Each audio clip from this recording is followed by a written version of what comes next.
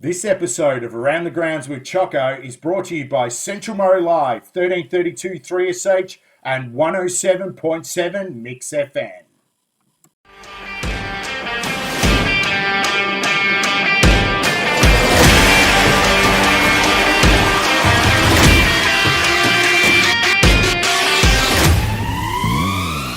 Around the Grounds with Chocco, and we have another special guest tonight, and he's an absolute true champion, and he's been involved and had a lot of success across at AFL level, but also through our Pathways program and at country level. And he's currently coaching locally and doing a great job, but not at the moment due to COVID. But we've got some exciting news about his coaching, and we'll talk about that a bit later. But I talk about Mark Alvey. Alves, welcome to the program.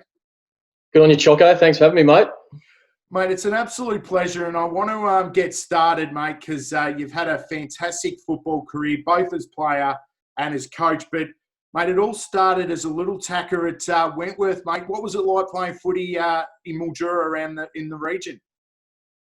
Yeah, certainly did. Grew up over on the New South Wales side of the border, so just over in Kerwa, about 10 k's from Derton, which was where our home ground was. So grew up, played all my juniors with Wentworth, and did that right through until the age of 16 before I relocated to Bendigo to play with the Pioneers. But I certainly have great memories of my junior football at Wentworth, that's for sure.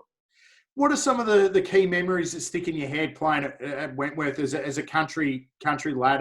And what did junior football mean to you back in the day? Yeah, I love junior footy. So right from a young age, 8, 9 years of age, playing all the junior levels and with all your friends. And, I pretty much played juniors on a Sunday, but every Saturday, even at 11, 12, 13 years of age, I'd get mum and dad to drop me up at the footy so I could watch the seniors every week. And that was what country footy was about, watch the seniors play and hang around afterwards and, kick the footy. And, I just loved football, and that was where I sort of developed my passion for it at a very young age. Well, 1996 came along, mate, and the Bendigo Pioneers obviously seen some real talent in you. And as a 16-year-old, mate, you got the tap on the shoulder to go and represent the Pioneers in the old TAC Cup days. But what was it like to have the opportunity to play for the Pioneers? Yeah, it was pretty awesome, actually. So we're very young, and Chris Tarrant, who was obviously a good friend of mine, he grew up playing for South Mildura, and he travelled down that year as well. So he played quite a few games. I played 4 or 5. So we made the trip down, and it was just a huge buzz. It was such an awesome competition, and we were very young and skinny kids. But they were great memories, so I can remember that like yesterday. So we had a taste of it, and then we were both fortunate enough to get scholarships at the end of that year to move down and live in Bendigo and play for the Pioneers. Was it a bit of a burden to travel down? Like, I know you only played 4 or 5 games, but for some of the viewers, like Mildura to Bendigo is 6 hours. Did that take a bit of a toll on school and other things that were in life back then?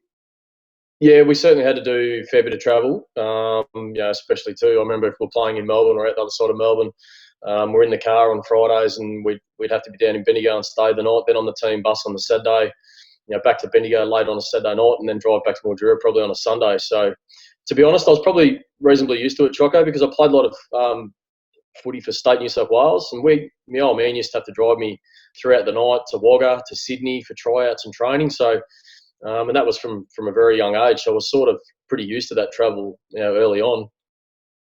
And then 97 came around, and you spoke about the scholarship. What was it like to leave home as a 17-year-old and, country lad, Mildura, hard on the Murray, and you move into Bendigo to pursue, hopefully, an AFL career, and you spent some time at the Pioneers in 97. What was it like moving home?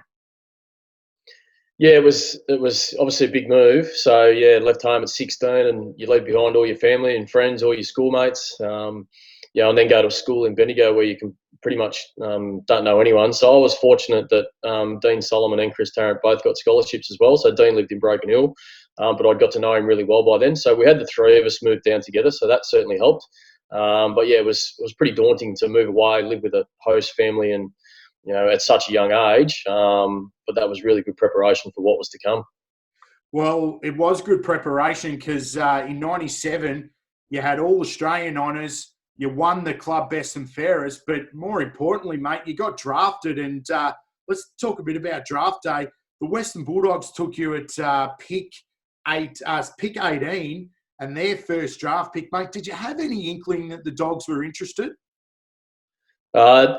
Throughout that season, so we played Teal Cup. So we had the Teal Cup competition, which was about halfway through the season. Then a couple of weeks later, the Western Bulldogs actually got me down for the weekend, and I went and watched a game of footy and met a lot of people. But after that, I didn't hear from them again. So I wasn't really sure what was going to happen. And in that draft, every club could only take one 17-year-old. So I was bottom age. So I wasn't going to be too disheartened if I didn't get drafted because I still had another year. But no, they went really quiet after that. Yeah, and then I was fortunate enough to get drafted by the Dogs as a 17-year-old, and then I was off to Melbourne.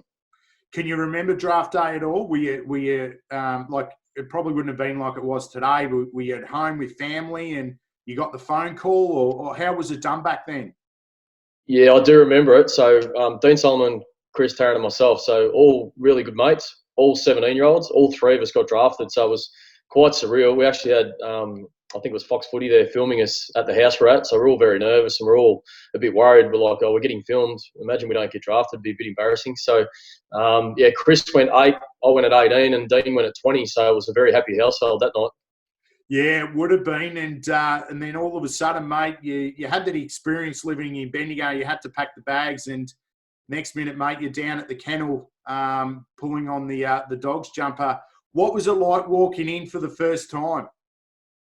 Yeah, it was pretty daunting. The Dogs were playing; they were going really well at that stage. They'd just been beaten in a prelim final, and I was this little skinny kid from the bush, 17 years of age, living in the big wide world of Melbourne. So it was certainly an eye opener, and yeah, something I'll never forget. That's for sure.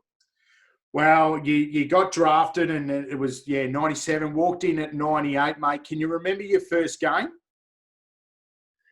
Yeah, I can. So we flew over to Perth, played at the Wacker against West Coast at that stage, and they were still a powerhouse. They were all these big-bodied guys, and the stadium was packed. Yeah, and it was loud.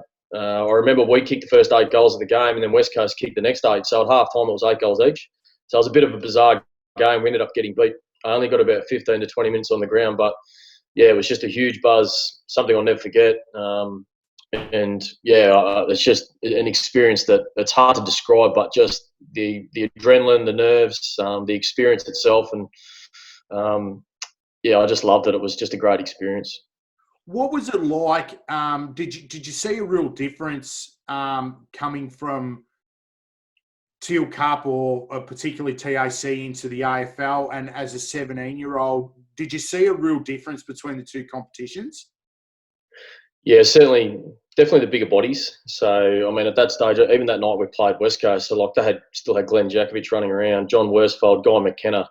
They were just monsters. So, and I was only a lightweight pretty much. So, yeah, that was the big thing, the physicality, how fit they were. A lot of those guys had 8, 10 pre-seasons under their belt, so their bodies were really conditioned to that sort of footy. Yeah, so that was the big difference. But yeah, it felt like I picked the tempo up okay, though, considering the gap and the step up. Well, most of the people might know you as a wingman forward. I probably remember you more as a forward. Can you remember your first goal? Yeah, I can actually. It was in my second game. We played at Optus Oval, and I rode the ball off the pack and was on my left foot and, yeah, kicked a really nice goal. And my mum and dad were down, and I had a fair bit of family in the crowd that day as well. So that was a great feeling. And as I had the tendency to do, I carried on like a pork chop after it. But that's for all the hard work and sacrifice and commitment over the years. And I certainly made sure that when I played, and I had fun and had a smile on my face and played with passion and really enjoyed myself. Was there a reason for the long sleeves, Alves? Was that just something you felt comfortable with, particularly in 3/4, or was it just part of your nature? Yeah, I just felt comfortable in the long sleeves. I certainly copped a bit of stick about that over the years from my mates, but yeah, no real reason. It's more a 3/4 long sleeve that I felt really comfortable in. So yeah, I had a tendency to wear the long sleeves on a regular basis. Yeah. So you had a run of games throughout the 98-99 season. And then it was really 2000 it started to kick off. You started to cement your spot. And then you had the opportunity to go across to Essendon. What was it like for you at that time to switch clubs and get another opportunity to play at a great club like Essendon? Yeah, it was an interesting process. So it probably took me 4 years to really establish myself in the side at the Dogs, and then I got to the stage. I played 30 games on the trot, pretty much on the wing, half forward. So I'd really cemented my spot. And then the previous pre-season at the end of 2002, which was my best year, I almost got traded to Essendon, but the fax machine got stuck, so my paperwork didn't go through in time. So I ended up staying at the Bulldogs at the start of 2003. Actually, then played Essendon. I did my ACL, so it's amazing how things work out. And then I missed the rest of the year. Then got traded to Essendon at the end of 2003. And that was an amazing 2 years to play under James Hird. Just a wonderful person, wonderful leader, but also be at a big club like that. I met some great people, and that's the beauty of footy is, the people you meet over the journey, the friendships you form. And, I was fortunate enough to play at two fantastic footy clubs over an 8-year period and met some wonderful people along the way. Well, you had a fantastic career, particularly at AFL and VFL level. You played 59 games of AFL and 115 at VFL level. Your professional career ended in 2005, but like a lot of players that tend to try their luck again, you decided to go home and pursue back to your hometown at Wentworth. What was the main reason behind that? Because, that just shows a lot of courage and particularly passion for where your grassroots started. Yeah, definitely. So I'd probably, at the end of 2005, when I did finish in Melbourne, I'd probably lost my enjoyment and passion for the game a little bit. And I was a chance to go over and play in the sample, but I just got to the stage where I thought, I need to be back home around my family and friends, some of my closest mates that I reconnected with. And, I was really proud of the fact that I did go back to my home club. Like, there were some pretty big offers money-wise to go to a lot of different clubs. But, I went back to my home club and really invested myself in the footy club as best I could, and coached the club for 8 years, and we had a lot of success. And that's something that I'm certainly very proud of, that I went back and gave a lot to my home club. And success you did. They won 2 premierships while you were there as player and coach. But coaching, and I want to talk more about your coaching. Is coaching something that's always been on your radar that you wanted to do, or was it just did one day someone approach you and say, "Would you be interested in coaching?" Yeah, I had 12 months back in the St. Rose Footy League, and I was assistant coach the first year back at Wentworth. But my first game back, I broke my leg really bad, so I missed the entire season. So that gave me a bit of a chance to dip my toes into that side of it and run the bench. And then I really got a thirst for wanting to coach, and got to the end of that season. Went down and had a meeting with an Ovens and Murray club. I had a meeting with Warraneen, and then obviously the Wentworth job. So I sort of had 3 really good jobs to decide between. But I decided to go with my home club, and then we ended up playing in 7 straight final series, and like you said, winning a couple of premierships. So that was just a wonderful period in my life. And premierships are hard to come by. Most of the people I've spoken to have won premierships. Some haven't. Some have had the luxury of playing in grand finals and not getting the chance. But tell us about what it was like to win a premiership at your home club and what it meant for you and your family.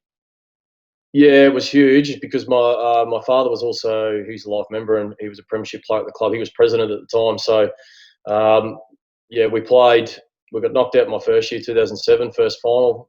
2008, we got beaten the prelim after leading all day by a couple of points, and that certainly steeled us for 2009. We had a bit of a tag at that stage that we couldn't stand up in big games and win finals. And then in 2009, we won our last 8 games of the season. We won the grand final by 90 points, and we did that with 90% of the squad being locals. So it was just a great feeling around the town. And even though I played league footy, that 2009 premiership is one of the most satisfying things I've ever done because of the time, effort, commitment and hard work that not only the playing group put in, but everyone off field as well.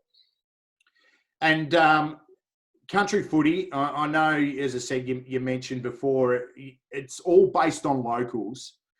And particularly Wentworth, it's, a bit isolated, and particularly the Mildura and Sunraysia region. How important was it as a coach to put the time and effort into your into your locals?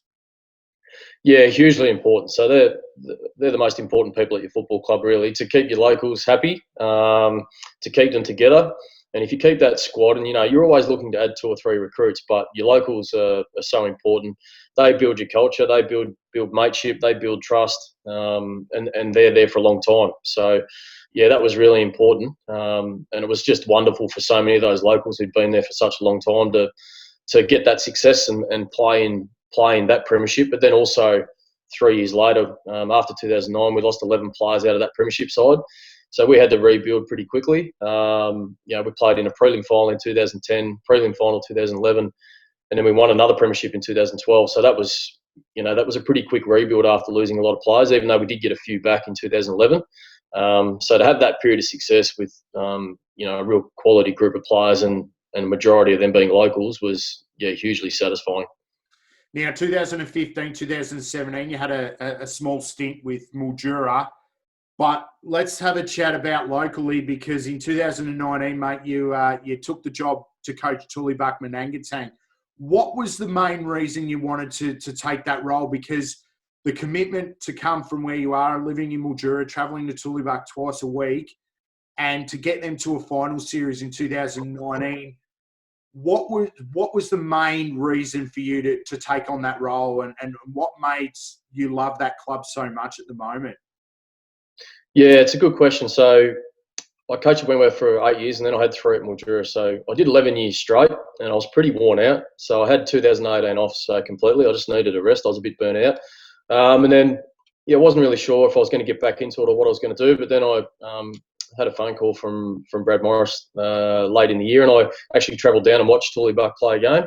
And then sort of discussions went from there. And, I just thought, after doing 11 years in Sunraysia, it'd be great to go to another league and really test yourself and, meet a new group of people and really get to work. And I saw it as a big challenge, and, I love a challenge, and I'm really passionate about my footy. So, from there on in, we locked it in and we got to work, and we obviously had a fair bit of work to do because the club hadn't played finals for quite a while. But I absolutely loved my first season. 11 different teams.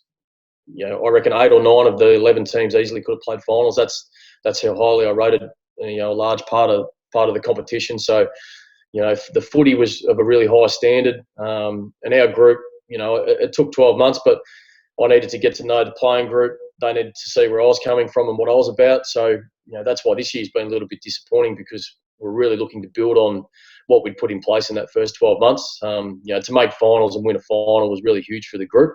So we were looking to build on that this year, and unfortunately we haven't been able to play, but we're certainly pretty excited about what 2021 looks like. Now, we'll get on to 2021 shortly, and you spoke about junior development, but it's really critical, particularly where Tullibak Manang sit, because, they're only a small rural community, not a great deal of locals. They rely on some recruits, but, mate, what you've done to be able to rally these kids along and to see the development in those players, particularly in 12 months, has been phenomenal. Was that something you really set yourself on when taking that role on?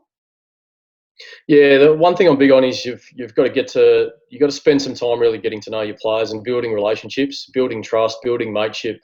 That's more important than your game plans and game style and how you want to play. That'll come, but it's really important to get to know everybody. When you've got kids 15, 16 years of age, through to guys who are 35, upwards of 40. So there's so many different personalities, and it's not just a matter of rocking up and taking training and getting a game plan and hoping you play well. There's so much more to it than that. And I've been fortunate. The people I've met in the Tullibak and Manangatang communities have just been wonderful. So, we had a wonderful year. Once I sat back and looked at the year and how far we'd come and the improvement in especially a lot of the local boys, I was really proud of the work that they'd done. And, they really started to buy in. And, that winning that final just give them a taste of, what it takes. But certainly it also was a real eye-opener to what's required to get yourself probably into that top 3.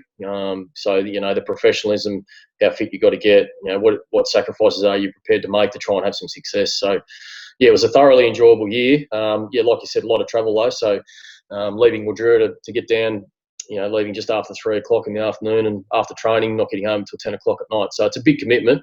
But I really enjoyed the challenge, and that was the reason I took the job on.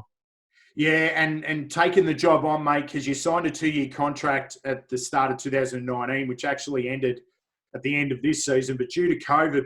But to your passion and credit, you've decided to stay on with the club, which is a tremendous result, not only for the club, but for the community and the league. And because, mate, you've got a wealth of knowledge. How proud are you to be able to say, yep, I'm prepared to go again, and I really want to take this club bigger and better, hopefully in 2021?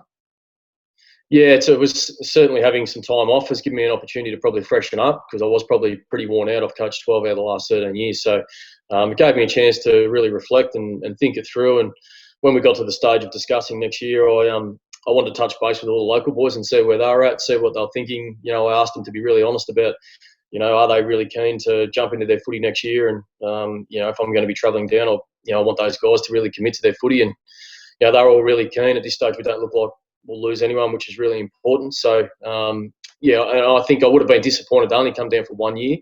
So to only do 1 year and have the improvements we did have, and then not, look to really build on that probably would have not sat real well with me. So, yeah, I'm really looking forward to next year. I'll continue to have a break and get refreshed, but then, hopefully our world, as we knew it, gets back to a little bit of normality, and we can get country footy back up and going, because it's such an important part of, so many communities throughout the regional towns. And yeah, certainly really looking forward to what 2021 can hold for the footy club.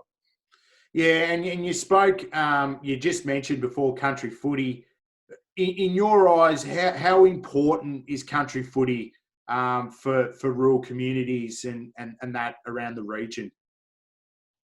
It's hugely important. I mean, even your training nights, or your dinners on a Thursday night after training. Whether you got the netballers there and you got the footballers there, you've got your volunteers, you've got committees. You get your supporters come along, have a couple of beers and a meal. It's just that interaction that's really important. And then you get to game day, and they're really family days out. So at the end of the week, when people have had big weeks or they've had a stressful week, they can come to the footy. That's a bit of a release for them. Interact with people socially. You've got your social functions, which are really important. I just think, especially with mental health and the issues that we have around that, country footy and netball plays such a hugely important role in that. And let's hope we can get that back up and going next year. One positive out of it is that a lot of the volunteers who have worked really hard over the last 7 or 8, 10-year period, hopefully they've had a chance to freshen up, and then everybody can jump back and do it next year, recharge the batteries, and we look to launch back into it again. Yeah, well said, mate. And, when we talk about your coaching career, 11 final series out of 12, that's a pretty good record, mate.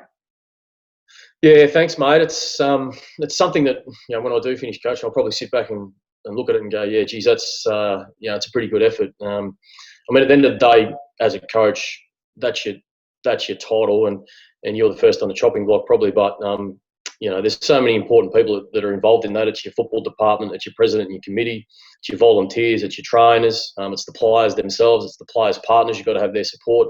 So that's what I love about team sport, is just that there's so many people involved. It brings so many people together, and that's why having success at the end of the day just brings such a smile to so many people's faces. And I guess that's my passion. That's what I love to do. Build relationships, get to know people, try and then improve their football, make them feel good about themselves, bring a side together and aim to play finals and try and have some success. That's what it's all about. Well, Mark Alvey, you're an absolute stalwart, mate. Great having a chat with you. You bring a lot of life, particularly to the Tullibak Manangatang community, but also the region, mate. You've had a stellar career, both at AFL and country level. And I look forward to 2021 and watching you coach, because I reckon you'll take those Saints hopefully high and deep into September, mate. Thanks for joining us on Around the Grounds, buddy. Good on you, Chocco. I appreciate you having me, mate. You're doing a great job. Good stuff. Thanks, Elves, and stay safe.